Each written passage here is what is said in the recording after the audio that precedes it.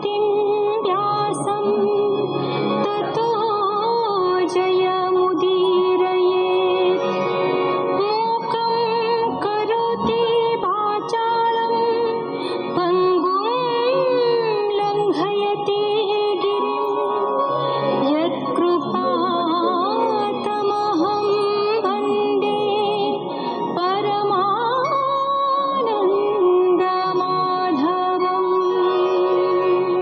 ମହାରାଜ ପରୀକ୍ଷିତଙ୍କୁ ସୁକଦେବ କହିଲେ ଯେ ଧୃତରାଷ୍ଟ୍ର ନିଜର ପୁଅମାନଙ୍କ ପ୍ରତି ମୋହଗ୍ରସ୍ତ ହୋଇ ପଣ୍ଡୁଙ୍କ ପୁଅମାନଙ୍କୁ ଭଲ ଦୃଷ୍ଟିରେ ଦେଖିଲେ ନାହିଁ। ସେମାନେ ମା କୁନ୍ତୀଙ୍କ ସହିତ ଅତି ଦୁଃଖରେ ଥାନ୍ତି। ଏହି ସମୟରେ ପାଣ୍ଡବମାନଙ୍କୁ ଅଧାରାଜ୍ୟ ଦେଇ ସୁଖରେ ରହିବା ପାଇଁ ବିଦୁର ଧୃତରାଷ୍ଟ୍ରଙ୍କୁ ବୁଝେଇଲେ। ବିଦୁରଙ୍କ ଏ ଉପଦେଶରେ କ୍ରୋଧ ପ୍ରକାଶ କରି ନାନା କଟୁ କଥା କହି ଦୁର୍ଯ୍ୟୋଧନ ତାଙ୍କୁ ରାଜପୁର ଛାଡ଼ିଯିବା ପାଇଁ କହିଲେ। ବିଦୁର ହସ୍ତିନାରୁ ଯାଇ ପ୍ରଭାସ କ୍ଷେତ୍ରରେ ପହଞ୍ଚିଲେ। ସେଠାରେ କୁରୁପାଣ୍ଡବ ଯୁଦ୍ଧର ପରିଣତି, କୁଟୁମ୍ବ ବିନାଶ ଖବର ଆଦି ପାଇଲେ। ତାପରେ ନାନା ତୀର୍ଥ ଦର୍ଶନ କରି ବୃନ୍ଦାବନରେ ପହଞ୍ଚିଲେ। ଉଦ୍ଧବଙ୍କୁ ସାକ୍ଷାତ କରି ଶ୍ରୀକୃଷ୍ଣଙ୍କ ବିଷୟ ଜାଣିବାକୁ ଚାହିଁଲେ। ବିଦୁର ଉବାଚ ଅଛନ୍ତି ବସୁଦେବ ଘରେ ଆନନ୍ଦେ ବେନି ସହୋଦରେ ପ୍ରଦ୍ୟୁମ୍ନ ଛଇନା ଭଲେ ଆନନ୍ଦେ ଜନନୀର ତୁଲେ ଭଲେ କି ଅଛଇ ଦେବକୀ ଯେ ଗର୍ଭେ ଧଇଲା ହରିଙ୍କି ଧର୍ମେ କି ଅଛି ଯୁଧିଷ୍ଠିର ଯେ ଧର୍ମେ ରଖିଲା ସଂସାର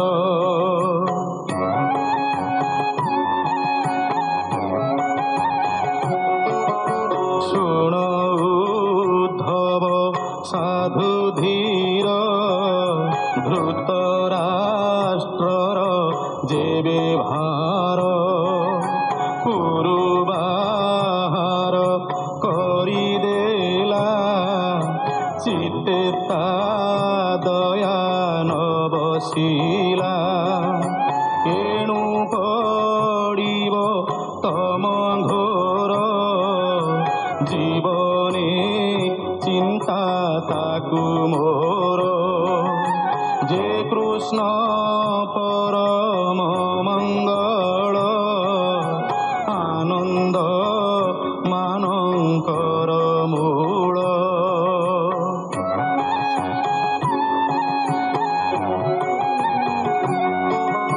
ସେ ହରି ମନୁଷ୍ୟ ଶରୀରେ ସାକ୍ଷାତେ ସଂସାରେ ବିହରେ ତାର ଚରଣ ଧ୍ୟାନ କରି ମୁଁ ଏବେ କାନନେ ବିହରି ଦେଖ ଉଦ୍ଧବ ତା ମହିମା କେ କହିପାରେ ଗୁଣ ସୀମା ସେ ଗୁଣାତୀତ ଅଜହରି ଖଳନାଶନେ ଅବତରି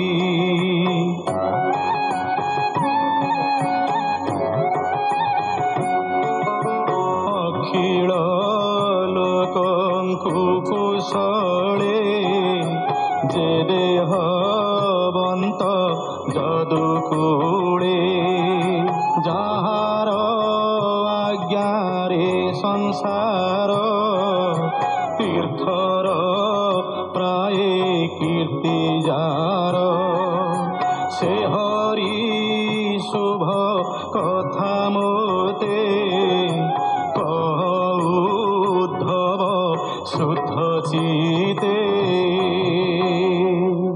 इति श्रीमद्भागवते महापुराणे पारमहंस्यां संहितायां तृतीयस्कन्धे विदुरोद्धव संवादे नाम प्रथमोऽध्यायः।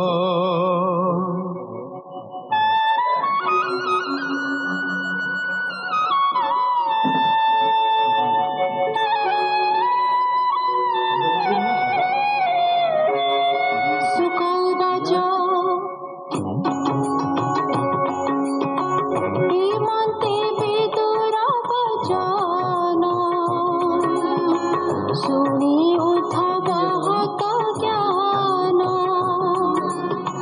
कृष्ण चरणे चित्त देई उत्कंठे न पारई कही तक्षणे देह भाव छाड़ी कृष्ण भक्ति जले बुड़ी कृष्ण चरण सुधा पान करी पाइला दिव्य ज्ञान विदुर मुख चाहि दुखे उद्धव कहे अश्रु मुखे उद्धव वाच मुए अति दुख शोके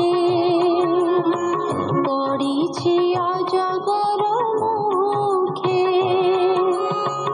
अम्भ कुशल कहियार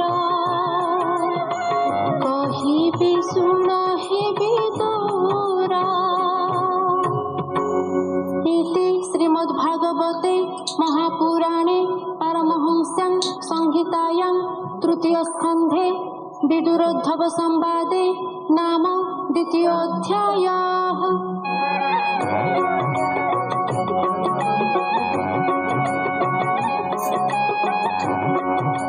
उद्धव उवाच शृण विदुर मो वचन धरि न पारे खेद मन श्री राम कृष्ण एकारथे गमिले अक्रूर संगते माता पितांकर कुशल पुछन्ति राम आदि मूल कंसको दृष्टिरे संहारी मञ्चा उपरोके सधा